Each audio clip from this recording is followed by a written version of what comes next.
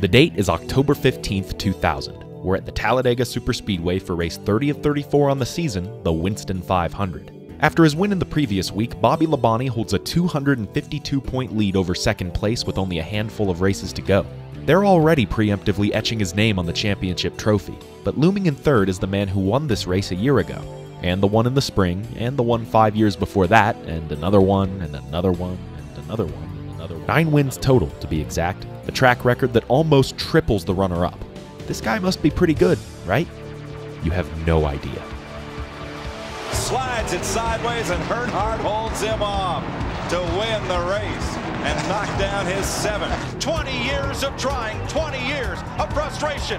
Dale Earnhardt will come to the caution flag to win the Daytona 500. Dale Earnhardt, in my opinion, is the single greatest stock car driver in history, though the reasons may not be immediately clear. He has only the 8th most number of wins and is tied with 2 others for the most championships. He didn't have the dominance of Petty, the youth of Gordon, or the consistency of Johnson, so what makes him so special? Well, I could rattle off numbers all the livelong day, but in the case of Earnhardt, I don't need a stat sheet to make my case. To understand why Dale is so revered by the NASCAR faithful, all you have to do is watch. Watch him send his car through the dirt when he has nowhere else to go. Watch him clean the outside of his windshield while still driving the car. Watch him slide sideways through the grass at over 150 miles per hour and still hang on to the lead. Watch him set a track record with a broken collarbone. Watch him flip on the backstretch at Daytona, get out, get back in, and still finish the race. Watch him get penalized and held a lap by NASCAR, only to charge through the field and take the lead less than 40 laps later. And watch him charge from 14th to 1st in just 2 laps. That's really damn impressive, but somehow, someway, on this day, he's about to one-up all of them. Despite starting in 20th, Earnhardt finds his way to the front quickly and stays there for most of the day. But after some handling issues and an unfortunately timed caution, he found himself in 18th position with just 5 laps to go. With the field mostly single file and pinned to the grass, most drivers in this moment would concede. But as we've seen before, that grass has nothing on the man in black, who would, in my opinion, make the greatest drive of his entire career. He would spend the first lap following his adversary Jeff Gordon, clipping the grass to try and find a way by. The next lap, a rookie Matt Kenseth would do the same, but goes too far, turning his race car into a lawnmower. And as he holds up the Rainbow 24, the black number 3 would scoot by in the middle lane and breach the top 10. 3 to go. At this point, the television cameras are already fixed on Earnhardt. He may not be running the show just yet, but they've all watched him long enough to know he's about to steal the show. As the field fans out into 1, Earnhardt follows John Andretti in the Petty 43 until they get around to the front stretch where all he sees is open air. 2 to go. How did he get through all these cars? I don't understand how he did that. As the outside lane forms, the impossible looks likely, and as Dale motions for Kenny Wallace to give him a push, it looks inevitable. Not his championship rival, not his teammate, hell, not even his own son could stop him or even slow him down. And just like that, he had done it. 17 passes in 3 minutes. People like to say that he went from 18th to 1st in just 5 laps, but screw that last lap, he didn't even need it. And as it had so many times before, the GM Goodwrench Chevrolet would lead the field to the line, and Dale Earnhardt, in his 22nd season, would win his record-extending, legacy-solidifying, mind-boggling 10th Talladega race. It was wild. I didn't have any thought that I'd have a chance of winning this race, starting where I did on that restart. Have you ever won the Winston $1 Million bonus before? It's the first time I've won it. I've been eligible several times, so be good going to Vegas now with $1 million in my pocket, huh? Now $1 million richer and 1 spot away from the championship, Dale would manage to hang on for a runner-up points finish at season's end. It had been a long time since his last championship, but showings like these reminded everyone just how great he always was. Never was there a time when Earnhardt wasn't in his prime, and heading into 2001, his team owner, Richard Childress, exuded more confidence than ever before, saying that even at age 49, he was as poised as ever to win it all. The ensuing offseason would see some shakeups. Bill Elliott was back in the 9, Gordon had switched from Rainbows to Flames, and DEI, Dale Earnhardt's team, would expand from 2 Cup Series cars to 3, adding the number 15 Napa Chevrolet of Michael Waltrip. The Waltrip name had been synonymous with success, as his brother Darrell, who had retired after the previous season, notched 84 wins and 3 championships, one of the most successful resumes of any driver in any era. On the other hand, Michael's career hadn't been quite as fruitful, bouncing from mid-pack team to mid-pack team, never really finding his footing anywhere he went. He had collected a fair amount of trophies in the Busch Series and even managed to slide by Earnhardt to win the '96 Winston. but as far as collecting a points-paying Winston Cup win, he just couldn't do it. Now, to be fair, Darrell had set the bar pretty high for the Waltrip family with his accomplishments and his records, but after the 2000 season, Michael claimed a record of his own. He had started in the most NASCAR Cup races without collecting a single win. Ouch. Now almost in his 40s, Mike knew that nobody else would ever get that many chances to lose again, and time was running out for him to make his own contribution to the family legacy. But being friends with Dale Earnhardt has its perks, and Dale felt that Michael still had what it took to win. And so he gave him one more shot, one more chance to finally bring it home. The date is February 18th, 2001, the kickoff of the NASCAR season, the 43rd running of the Daytona 500. Unlike the other 42, however, this one would see the arrival of a new broadcast partner, Fox Sports, who would begin their over 2-decade run with Mike Joy, Larry McReynolds, and fresh off the racetrack, Darrell Waltrip. Before the race, the analysts make their picks. Tony Stewart, Sterling Marlin, 2 for Dale Jarrett, 2 for Rusty Wallace, and 2 for Dale Earnhardt. But Jeff Hammond makes an interesting pick. I'm going with number 15, Mikey Waltrip. I'm telling you right now, I like what I've seen so far from him. I think he's got his head screwed on right. I know he's motivated. And believe me, he's got a man who can motivate you, and his owner, Dale Earnhardt. I like Michael Waltrip. Unbeknownst to him, that's exactly what Dale was doing behind the scenes. The plan was simple. He said, me and you and Dale Jr. are going to work together and win this race. Thought sounds great, but it doesn't sound very realistic. There's 40 other cars that are going to try to be messing that whole plan up. With Big E starting 6th, Junior starting 7th, and Mikey starting back in 19th, bringing Dale's plan to fruition would not be easy. But by the latter half of the race, they've all collectively made it clear. They have the class of the field. With 30 to go, all 3 Dale Earnhardt Incorporated cars and Dale himself were leading the way. But 2 minutes later, it's the big one. It's what we've all been fearing. This kind of racing is going to happen. In a harrowing pileup on the backstretch, Tony Stewart's number 20 went flailing through the air, hit at 3 different angles by 3 different cars before eventually coming to a stop. The 18-car crash warranted a red flag for cleanup, giving the drivers a chance to park next to each other on the front stretch. We pulled to a stop on the front straightaway, and I'll be darned. I looked in my mirror, and I was leading the race. Dale and Dale Jr. were right behind me. I remember him coming on there, and I can't remember if it was before or as soon as the wreck happened or during the red flag, but he said, Richard, if they don't do something to these cars, it's going to end up killing somebody. After the final round of pit stops, the green flag waves once again, and the 15, 8, and 3 once again set the tone. The only one who could seem to hold a candle to them was the 40 of Sterling Marlin, but Dale shoves Mikey right up the middle, and all 3 of them eventually find their way by. The pack forms an outside lane to challenge the tandem, but it doesn't go anywhere. If any of them want to win this race, they're going to need that bottom lane. But Dale's there, and he ain't budging. In fact, for the first and only time in his career, he wasn't going for the lead. He wasn't even going for second. Dale played defense, blocking ferociously to ensure that his cars, his drivers, couldn't be reached. Meanwhile, at the front, Michael continues to lead. And as they take the white flag, Darrell, brother of the leader and close friend of the Earnhardts, nervously calls the final moments of the race. Make that back straightaway wide, buddy. Get all over the place. Don't let them run up on you. Come on, man. Come on now. Watch the mirror. Watch it. You're going to make a run inside. Block him. Block him. That up, boy. 3 wide behind them. You got him, Mikey. You got him, man. You got him. Come on, man. Come on, baby. Come on. Get him in the 4. Get him in the 4. The 3 cars out. Oh! Big trouble. Oh. Big wreck behind them. To the flag. Come on, Mikey. You got it, man. You got it. You got it. You got it. You got it. Mikey. Michael Waltrip wins. All right. It's a television dream come true. Darrell, is this better than winning it? No, it's better. This is great. I just hope Dale's okay. I guess he's all right, isn't he? Kenny, let me ask you, I know you've been thrown this question several times and you're just getting out of the care center, but you made your way over to Dale's situation. What's going on there? I don't really know. I'm not a doctor. I mean, I got the heck out of the way as soon as they got there.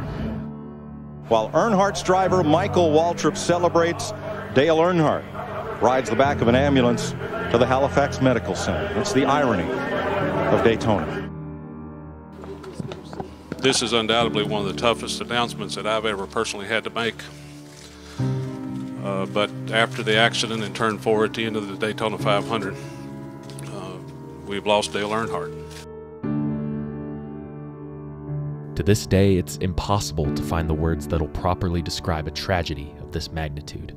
A sobering reminder that none of us, no matter how transcendent, are truly invulnerable.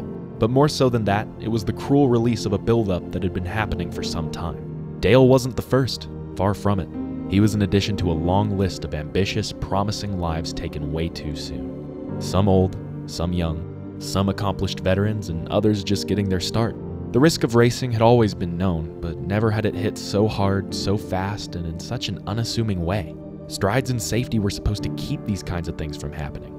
In fact, it was those very strides that had saved Dale's life countless times before and Tony Stewart's life just 30 laps earlier. It just didn't look that bad, but sometimes things are worse on the inside than they might appear on the outside.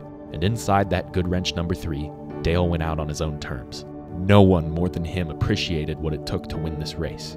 And 3 years after he had finally realized it for himself, he spent his final moments making sure that his friend and his son could realize it too.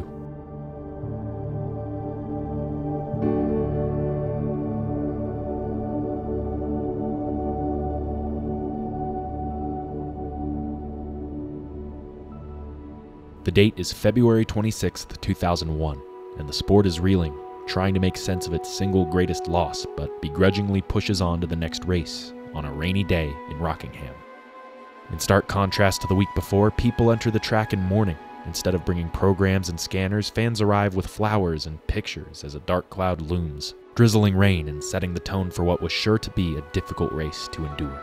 In the pre-race ceremony, Darrell Waltrip gives the opening invocation, the crews hanging their heads low, number 3 hats in hand, and the fans joining arm in arm, all united in their grief. After the national anthem and the world's most famous words in motorsports, the cars finally roll off the grid and take the green flag. And for a split second, the world returns to at least some semblance of normalcy. Then they got to turn 4. Oh, we got trouble already. 3 cars, 4 Dale cars. Jr., Dale Jr. And it is Earnhardt Jr.'s car who comes to rest against the outside wall at turn 4. This cannot be happening to that young man. And from the last lap of last Sunday to the first lap of this. This was demoralizing. The one guy everyone was rooting for getting taken out on lap 1, and in such a similar fashion to his own father the week before. The track falls quiet on lap number 3. What was supposed to be a showing of respect, but would instead see stunned silence as Dale Jr.'s wrecked number 8 is sent to the truck for a long journey home. Fittingly, that dark cloud continued to loom, and with another round of rain came a postponement to the next day. For many, this was a much-needed chance to reset from all the doom and gloom, and with the rising sun came a new hope for the Earnhardt Incorporated team. Of all his teammates, he was far and away the least popular, but Steve Park had taken an unassuming role as the elder statesman. Since 1997, Dale had built much of the team around Park, with him intending to serve as their lone Cup Series driver for the first 3 seasons. In 1998, however, after a horrifying crash that left Steve with multiple injuries, it was Darrell Waltrip who would step in and show the young kid what his equipment could do. And just 2 years later, he would rise to the standard and capture his first Cup win at Watkins Glen. Now, 6 months later, he's showing similar speed, but for most of the day, he's taking fire from the flames of Jeff Gordon. That is until the defending champ, Bobby Labonte, came to life in the final stages. From 2 seconds back, he spent the last 15 laps eating away at Park's lead, and come 3 to go, he was right on his bumper. But as they say, it's one thing to catch him, it's another thing to pass him. And Park put on a defensive masterclass, guarding the bottom lane and using every inch of real estate he possibly could. If given another lap, this could have ended very differently, but by all accounts, Steve Park, for his team, for his family, and for his boss looking on from above, drove the race of his life. Park has the run off the high side, he clears the body, and Steve Park scores the 2nd straight win for Earnhardt Incorporated and the 2nd win of his career. Man, what a great finish. Nothing could ever fill the void that Earnhardt left behind, but damn if this wasn't one of the best remedies the sport could possibly ask for. And as the season carried on, so too did the healing process, propped up by another big win just a couple weeks later. The date is March 11th, 2001, and while the loss from February is still fresh in everyone's minds, a few weeks of racing have served as consolation that NASCAR, despite lacking its idol, would be able to carry on. The future was less certain for Dale's team, not the one that he owned, but the one that he drove for. For nearly 2 decades, he had been the face of Richard Childress Racing, and without him, they had lost their compass, their northern star that had led them to the promised land many times over. Richard Childress himself was practically a brother to Dale, and if it weren't for sponsorship obligations and the well-being of his team, he wouldn't even dream of replacing him. But but the show had to go on. A replacement was needed, and Richard decided to keep it in-house, signing a fiery young hotshot he already had waiting in the wings.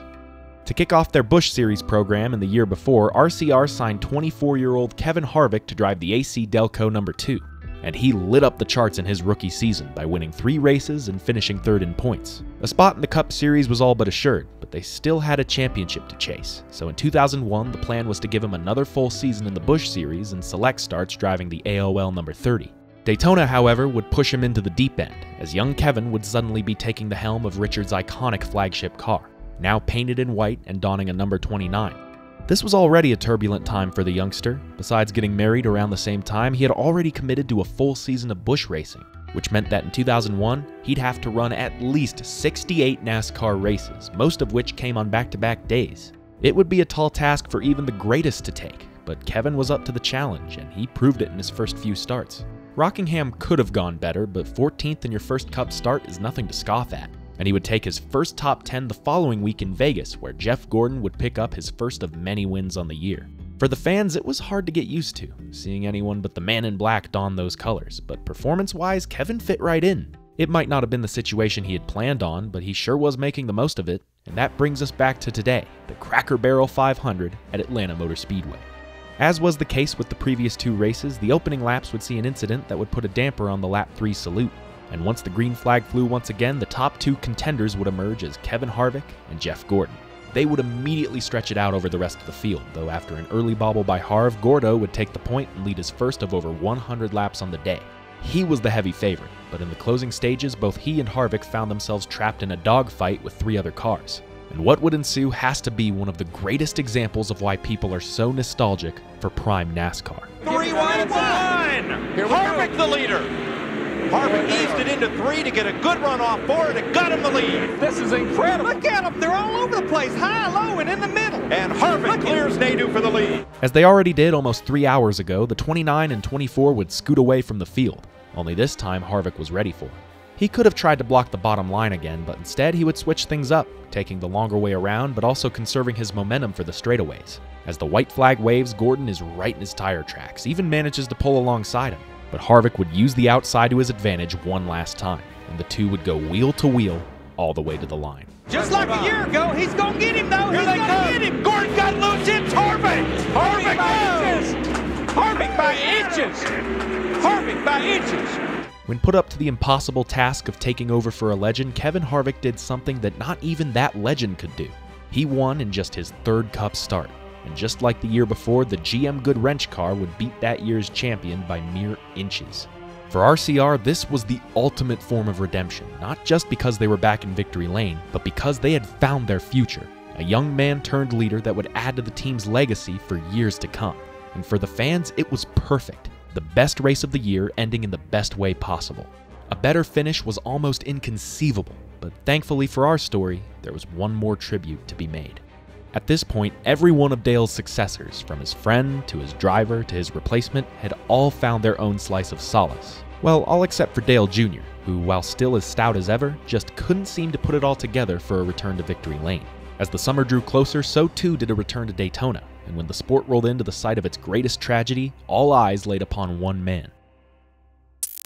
The date is July 7th, 2001. While an entire half season's worth of racing has helped to ease the pain, the return brings back all of the emotions. All the confusion, the shock, the sorrow, it's all fresh in everyone's minds. But this race was inevitable. We all have to face our demons at some point in time, and Dale Jr., who had arrived at the track a few days earlier, ensured he was ready for the hardest race of his life. We drove over to turn 4 where Dad crashed and stopped, and I just got out, walked around a little bit, and just needed to stand there. I just wanted to get there and check it out and, make my peace with it or whatever. With 2 wins in his rookie season the year before and 2 consecutive Busch Series championships before that, Jr. was destined to become his father's successor, if not as a competitor, then as an ambassador. He had been around the sport for all his life, so it seemed only fitting that he should carry the torch going forward. But little did he know just how soon that torch would be passed to him. Instead of seeking praise through imitation, however, Dale would find admiration by doing the opposite. He was his own man, and just like his father before him, he didn't shy away from it. He gained unanimous support from NASCAR's fan base just by being himself, and heading into Daytona, everybody wanted to see that white number 8 in victory lane. Well, all except for the 42 other teams in contention, but there wasn't much they could do. After Dale made the pass on his father's old ride, he would go on to lead 116 laps of 160, over 70% of the race. He controlled the pace, it was his race to lose, but after a wreck during a pit cycle with less than 20 to go, it looked like it could happen. He was shuffled back to 8th place, though because of the rules regarding lapped cars at the time, he would have to pass 13 cars in just 11 laps. Thankfully, another caution would take those lapped cars out of the equation. Half the cars to pass, but also half the number of laps. Still a very tall order. The race would restart once again with 6 laps to go, and at this point, all of the cameras were trained on Dale Jr. He might not be running the show, but Jr.'s been wicked fast all night. They all know what this race means to him, and in a similar vein to his father in the fall before, Dale makes short work of his competitors. He starts by forcing Stewart wide, then follows Jeremy Mayfield to get by Ken Schrader. Then, on the exit of 4, he swings to the outside to make the pass, and with help from Mike Wallace, carries that momentum all the way around the track. Race leader Johnny Benson attempts to block the run, but is helpless to stop the white blur that flies by. To the outside for the lead in turn 4. Dale Earnhardt Jr. rockets to the front at Daytona. Listen to the crowd. It might not have been 18th to first, but man, it was something. And despite a formidable attack by the Joe Gibbs tandem, Jr. would hold them at bay. As the field takes the white flag, you can barely hear them over the screams of over 100,000 fans who, just as much as they were cheering on Dale, were also cheering for Michael Waltrip. He had restarted back in 14th, yet somehow threaded enough needles to make his way to 2nd. He never got a chance to celebrate his big win in the 500, so to repay the favor from February, he would push his teammate to the win.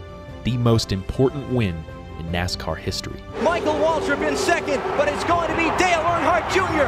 using lessons learned from his father to go from 6th to 1st and score the victory in the Pepsi 400. That's unbelievable. Yes! That man behind you did it for you. You guys celebrate. You love you, man. You did it.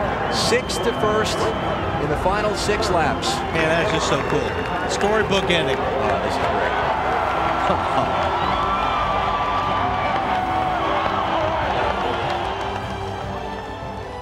Healing is hard. It can't be defined through any single process, and the outcome is never certain. We all want to be the happiest we can, but life has a way of testing us, pushing us, keeping us privy to the fact that none of us are invulnerable. It's a reality that no one ever wants to face, but with enough support, strength, and spirit can be tackled head-on, can inspire moments that bind us all together in sadness and celebration. The void left by the black number 3 will never be filled, which is why no one ever tried to. Instead, the entire sport banded together to honor his memory and add to his legacy. In fact, the greatest contributions to that legacy came after he was gone, carried by a friend seizing his chance, a protege honoring his mentor, a rookie shocking the world, and a son living up to his name. No one wanted to face the reality, but thanks to these great moments, we were able to. And the memory of Dale Earnhardt and what he left behind will never fade, as we continue to tell the greatest story in racing.